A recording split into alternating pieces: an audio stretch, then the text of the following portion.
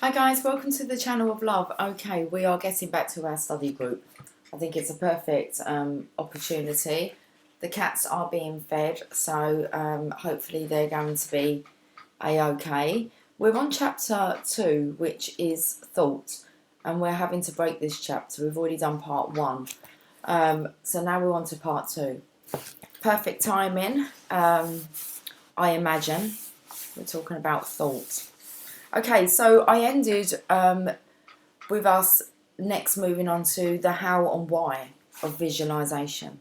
So if you want to have a recap, I think the video's only on for about half an hour to this chapter.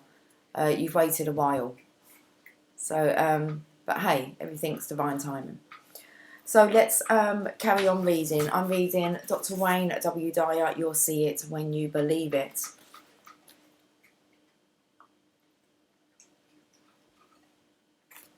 The how and why of visualization.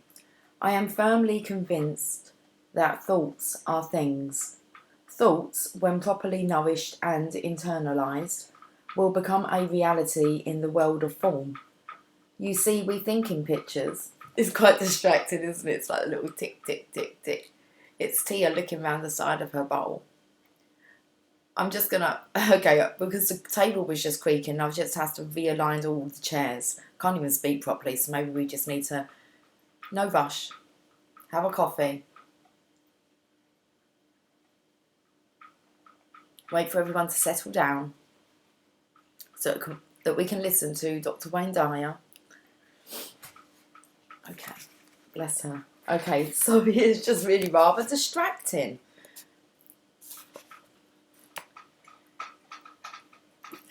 I'm not going to stop it. It must have meaning. I thought I'd feed them. And it's not biscuits, so like it's like wet food. And I thought it might be quieter and it'd keep them happy, but they're really enjoying it. Oh, Jasper's done. He's gone somewhere. Lily now, normally she's in Jasper's bowl. She's finished hers. She's now moving into Jasper's bowl. And if Tia leaves any, although I think this is Tia's favourite, it's like a pate. Let's tell you what the cats are having for their dinner. I think it's a salmon pate. But Tia absolutely, she hasn't been eating properly. So, some signs. Tia's got her appetite back. Very much enjoying it. Oh, it's because her bowl is half on the mat and then half on the tiles.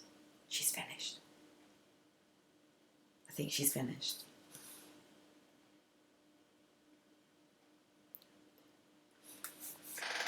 Oh, I've got a creaky chair. It's not even the same one, I don't think. No, because the chair Jasper was on was the creaky one and I moved it over there. Should we get back to it? Okay, is everyone done? Awesome. Listen up now. Study time. The how and why of visualization. I am firmly convinced that thoughts are things. Thoughts, when properly nourished and internalized, will become a reality in the world of form. You see, we think in pictures, and these pictures become our inner reality. When we learn the how and why of this imaging process, then we are on our way to success unexpected in common hours. The 4 principles of effective visualization.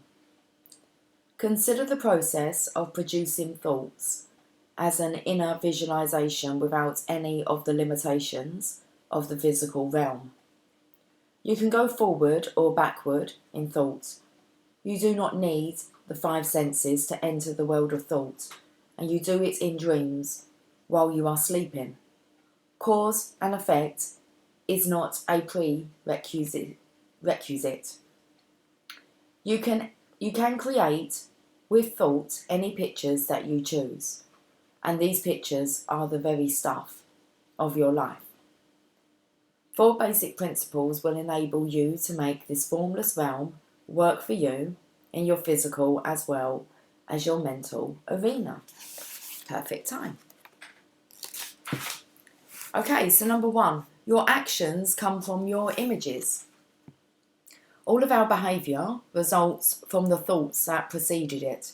If you visualise yourself as incompetent in a given area, and you continuously reinforce this with a mental picture, eventually you will act out this scenario. Suppose you are about to load up your car and you discover you have 6 suitcases to put into a trunk that was designed to hold only 5. The picture you form in your mind will determine how much luggage you take on this trip. If you think, I'm going to have to cut down to 5 suitcases, this car will not hold 6, then that is what you would do. But if you picture yourself going on your trip with all 6 suitcases and hold that image in your mind, you will then act upon the thought, I know I can get them all in. I'll just shift things around and work at it until they fit. I refer to thoughts as things because they have just as much to do with how you drive off on your vacation as do the other things, such as your car, your suitcases, your maps, your supply of gasoline, your money, and everything else in the world of form. Understanding that a thought is the first step in this process of living contributes to your seeing the value of visualization in a positive framework. Apply the notion of thoughts as things to the acquisition of wealth. If you picture yourself acquiring abundance, if you keep this vision in your mind regardless of the obstacles you encounter, and if you absolutely see it for yourself, then you will act on this image. You will allow this picture to be the dominant image in your mental world. You will make 15 calls a day instead of 3 or 4. You will find yourself saving a part of your income and thereby paying yourself first, a crucial step in the acquisition of wealth. You will think wealthy thoughts and surround yourself with people who encourage your visions. You will find yourself attending classes on the important subjects which make up your life mission. You will be in a continual state of self-improvement. You will seek out the knowledge and expertise of those who have achieved success in your field. You will spend time reading about people who have succeeded in spite of humble origins. Your entire life experience will revolve around the image of you with abundance in your life, all based upon one single thing, a thought. The reverse of this picture is also important to examine.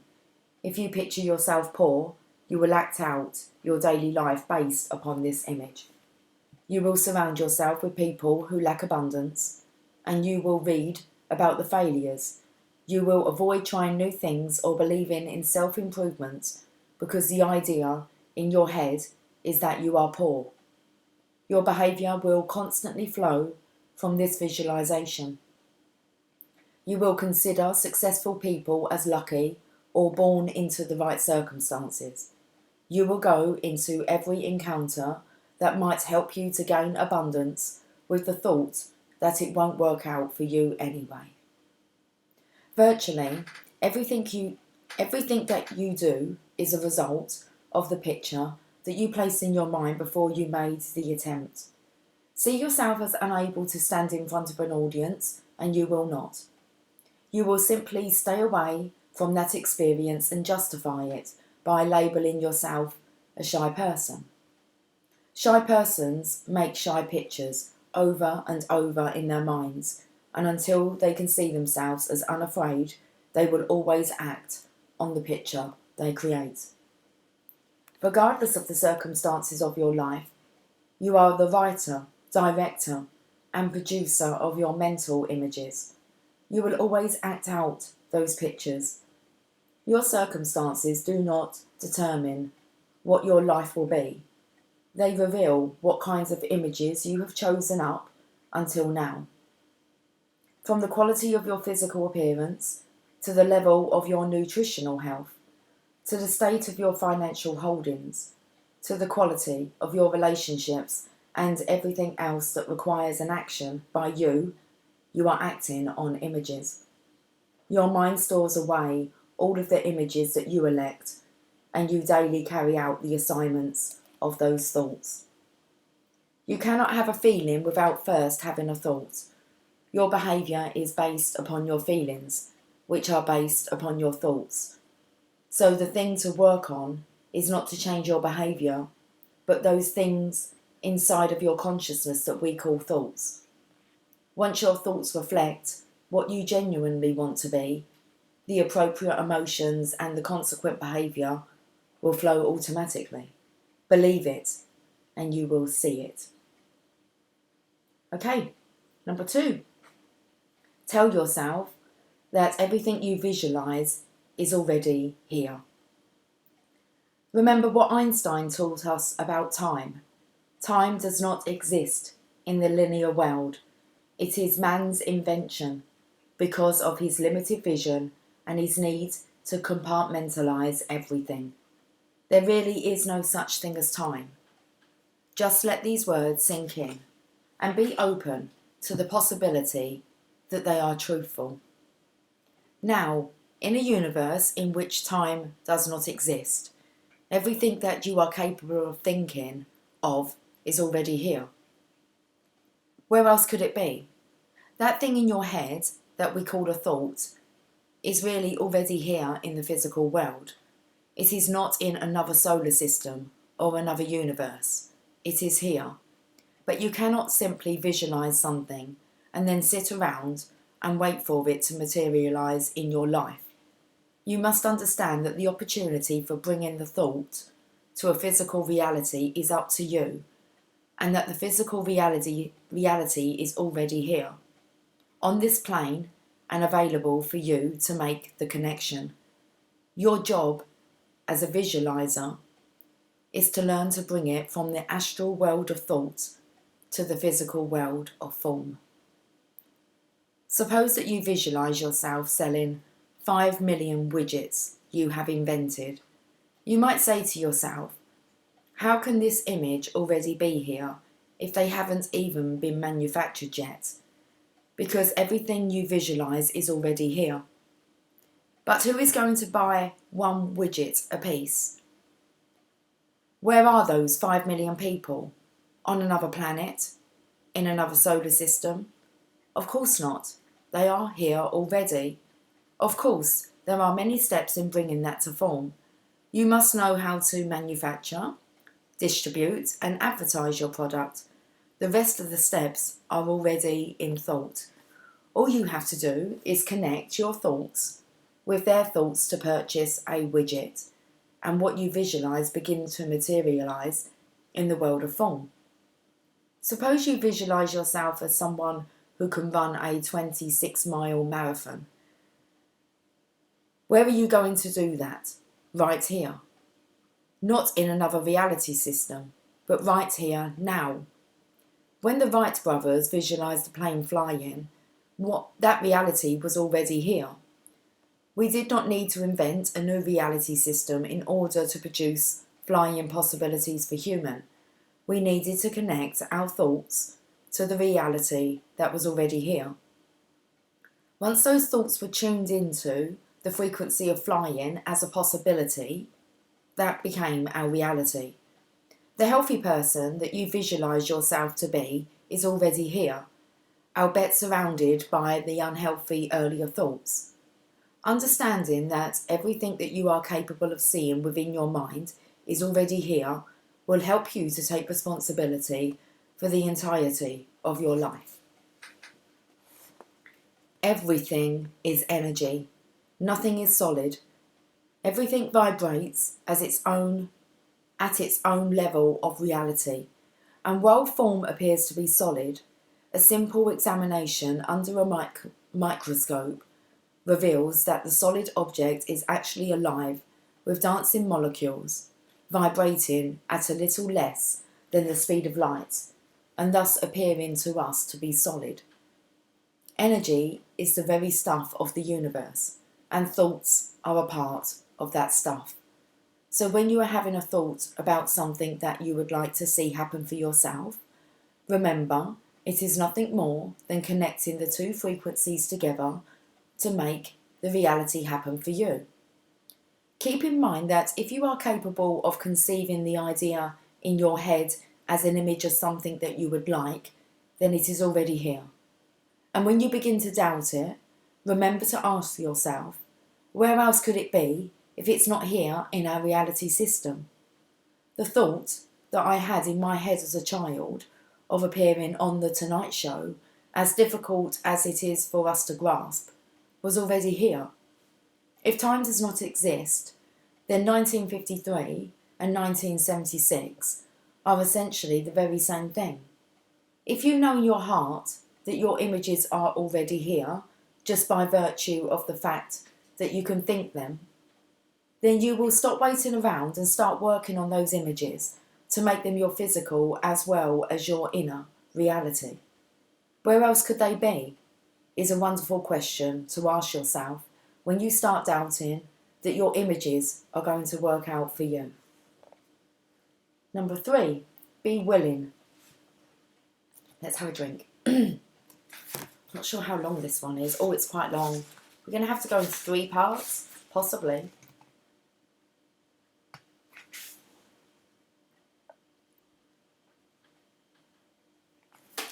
Definitely want to finish these 4. Let's get these 4 done. Be willing. Forget about the word determination. Forget about perseverance. Forget about personal drive. These are not the concepts that will help you to understand the visualization process and bring it into your life. Over and over I hear, I gave it my best shot. I really tried hard and it still didn't work. I persevered for months and still I didn't get what I wanted. The key word that is missing from these statements is willing. In order to make a visualization a reality in the world of form, you must be willing to do whatever it takes to make it happen. This is the single most important aspect of visualization and imagery. Everything that you can picture in your mind is already here waiting for you to connect to it. What needs to be added is your state of willingness. When I left the university to pursue my dreams, I was willing to do anything. If it meant moving to another part of the country, I was willing. If it meant borrowing money, I was willing. If it meant leaving my family behind for a time, I was willing, because I knew my family supported my dreams. If it meant working 18-hour days for years and years, I was willing. When I gave lectures on the subject of positive imagery and creative visualization, someone in the audience, let's just let Jasper up. Hey, come on, baby. Come down, darling. It's okay, it's just my coffee.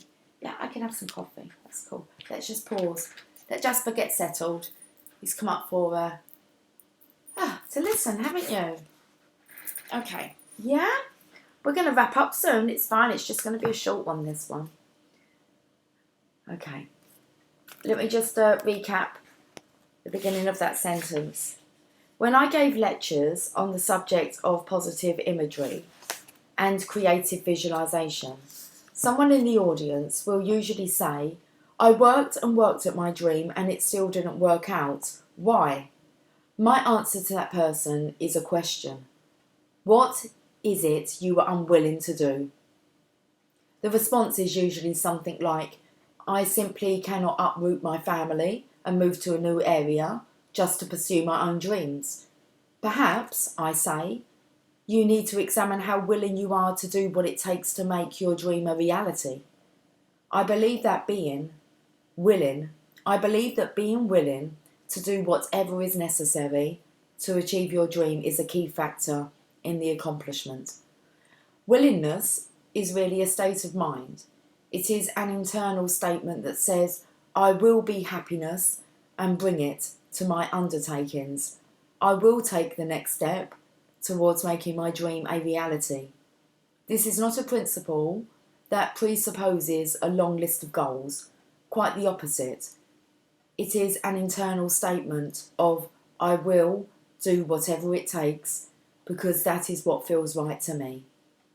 I believe that willingness to proportionate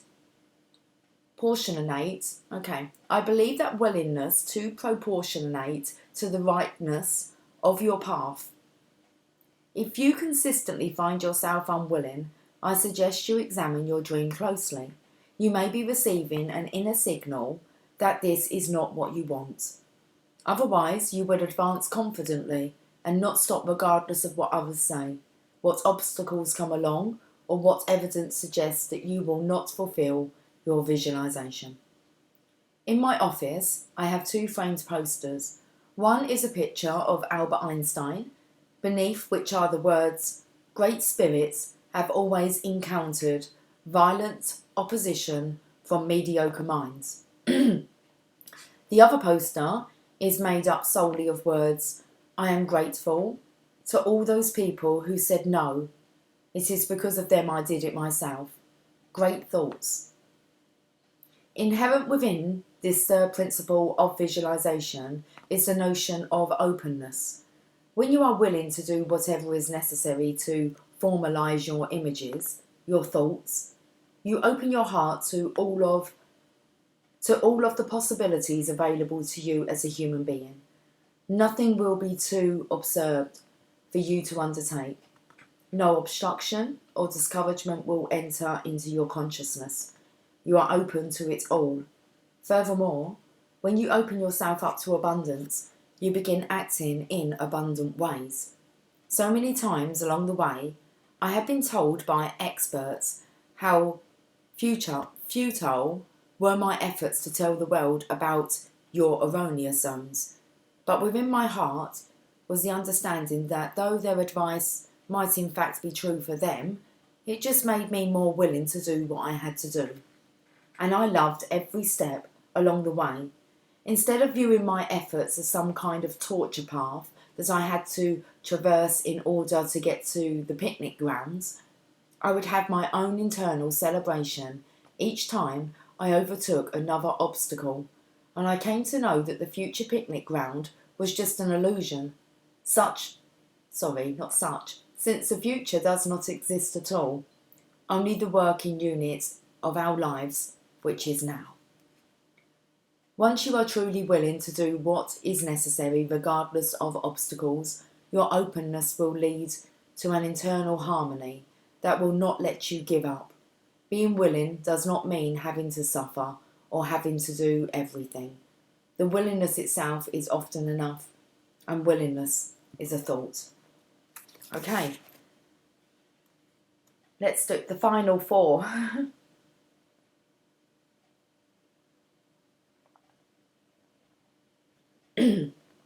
Number 4, realise there is no such thing as failure.